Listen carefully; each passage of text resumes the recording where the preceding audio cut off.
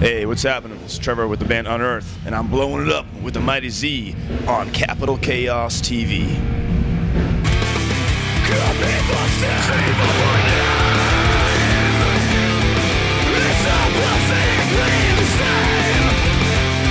Hold on, really bad habit of mine. Yeah, go. Yeah, it's rude. Is it rude to talk to people with gum in your mouth? It's good. It makes you have fresh breath.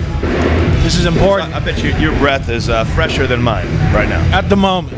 There's some hot barbecue and beer going on right now. So I would imagine, you know, when you're in the loud music scene, you're talking to people very close. You probably are a victim of a lot of people's foul, gentle work. a lot of halitosis for sure. What are you gonna do? Soak it up. Usually the trick is when it's loud is you actually put your finger in their ear like that, then you can actually hear better. Like you put it, like push the skin down and hope that they return the favor so they're not screaming at you and blowing out your eardrum. So that's the trick. That's the trick. Do that one. Excellent.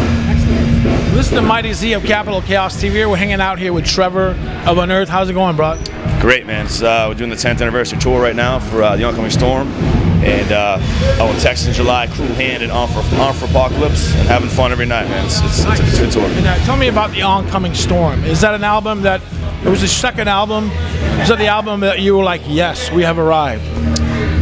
That's kind of just what happened. You know, our first record, The Stings of Conscience, you know, we got our feet wet. We put out an EP after that called Endless. And we started getting tours, and then Oncoming Storm was our first major release. We were on Metal Blade for that one, and that record seemed to put us on the map. We seemed to get the right opportunities. We got Ozfest, we got just great tour after great tour, the Damage Plan Hatebreed tour. So it seemed like that's the record that helped solidify us in the heavy music scene, and we kind of owe it to that record to play its entirety, because it is why we're still a band, and you know what put us into the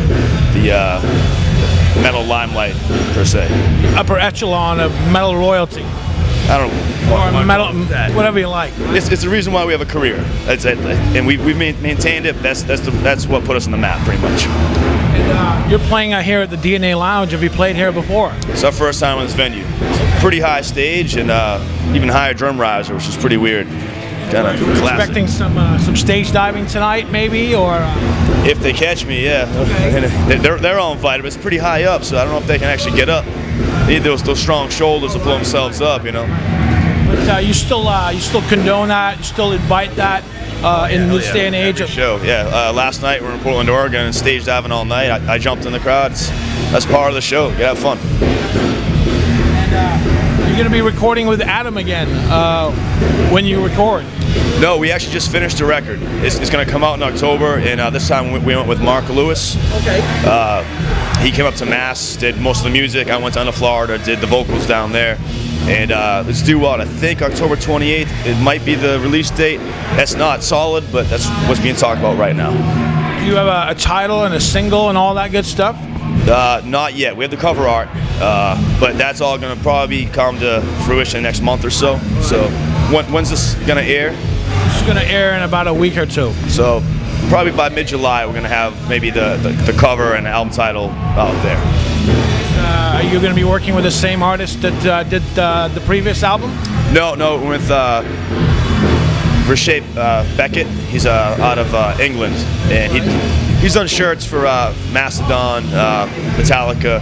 We just really liked his style. He did the cover art for the band that's opening this tour, On for Apocalypse. That's actually how I found him, and then I liked his art so much that I was like, who is this dude? And I found out he has a great roster. He works with Baroness sometimes too, so he has a great roster of a good portfolio, I should say. Is there going to be breakdowns forever for Unearth? I mean, for every record? Yeah, every record. It's part of our sound. It's part of what we do.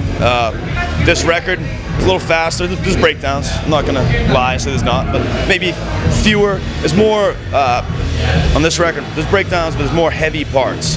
You know, you get a fast part. There's more of instead of a traditional breakdown, which we try to flip the script a little bit, so you'll all hear it. You know, it'll be out there, but it still sounds like us, just a little more Just a couple tweaks. It's been about, what, 2011 since the last release, right? Yeah, it'll be over 3 years between releases. This one was supposed to be out last year, and we had a bunch of hiccups in the recording process. Our drummer Nick Pierce, he slipped a disc in his back, had a nerve injury, so we couldn't start drums for 2 months after we were supposed to go in.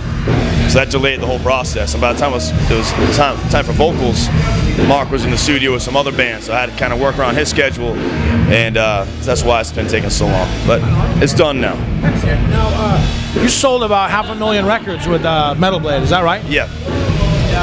Why did you? A lot of bands have stayed with Metal Blade for a very long time. Why did you guys part ways? For us, I think it was just time to try something new and fresh. They always treat us very well. Our contract was up. We could have went back with them. We loved the label. All the people there are great. We wanted to try something different, and part of the big perk for us was signed to E1 in America. But I know that a lot of American-based labels are really good in America, but we tour worldwide. That's kind of where, that's why, another reason why I was still a band is that we spent a lot of time in Europe, overseas in Asia, Japan, Australia. So what we did was just sign different contracts with different labels overseas. So for instance, in Europe with Century Media, in Japan with a label called Howling Bull, which is actually the parent company for Metal Blade over there. They actually put out their CDs, so it's actually a bigger label than Australia with Three Wise Records. So we're just trying to mix it up. It's all short contracts, just to try something different. I believe we're still really friendly with Metal Blade, and I think we'll always be part of their family in some form of the word. Now you have a new manager, new management with it's a Royal Division, is that right? Yeah. It's Sean Carano. When we signed on with him, it was he was with the Ottery Foundation. Then he switched over to Royal Division, which is a new company that's formed by Equal Vision Records. So he's a good guy. He's getting us opportunities, some festivals, some has to do this tour, and so it's cool to have a manager. He's a fellow Sacramentan, so he's a good guy for sure. Dude. Yeah, he just took us off for barbecue. So okay, right on. Even further in my good graces. Likes, subscribers, and views. How much attention do you pay to that kind of stuff? What? Likes. Oh, okay. I know, because you said you got. I saw you got about 231,000 likes, 1,200 people talking about you, and you have subs. And how much attention do you pay to that yourself? I run most of our social media. It's usually me and Buzz that do most of the posts for the band. Of course, I pay attention to it. I'd be lying if I said I didn't pay attention to it. But I don't think it's the be-all, end-all. I think what matters is what you draw. I think even album sales are a joke at this point. I think right now is what your ticket counts are. That shows you who really cares about the band. People come to see you, then people care about you. If they don't show up, then you're at a down moment. So, but you got to put out something new to tour, though, right? You can't just tour forever. No, I think you should definitely put out records. My point about the album sales, I don't think that should be the bar that you set. And I think it is less and less now about the album sales. I think it really is about what you can drop, how many tickets you sell, and that's how bands make their money. Like right now, anyway, the bands aren't going to make money from selling CDs, so because everyone's taking it or they're streaming it. So it's more about the live show. So if the fan wants to support the band they like, it's always better to buy the ticket and a T-shirt, and that's how bands, especially in this genre of music, make their living. You're going to Europe. You're doing a Hell on Earth, which is a tour that you've done quite a few times with Suicidal and DRI and Sepultura. Is that right? Well, the one with DRI, that was the Progression tour. Oh, okay. It's the same company, but we headlined the Hell on Earth in Europe in 2011. It was more of a hardcore package, and this one is more of a metal package. The Shadows Falls, the Cage Strain, War of Ages, and Pain and Respect is the band from Europe that's opening. They're a little more hardcore, but it's a great company over there, MAD, and they put together these package tours, and it's a lot of fun. Love touring Europe. And finally, what do you have to say to anybody that might be watching this? Thanks for the support. We're here. Thank you for keeping us around and keeping the band afloat. We'll be around as long as you guys keep showing up.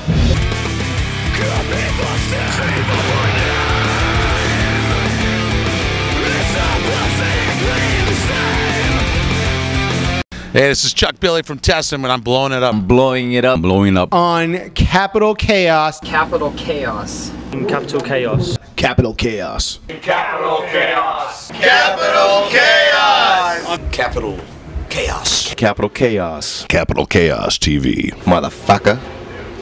Go fuck your mother.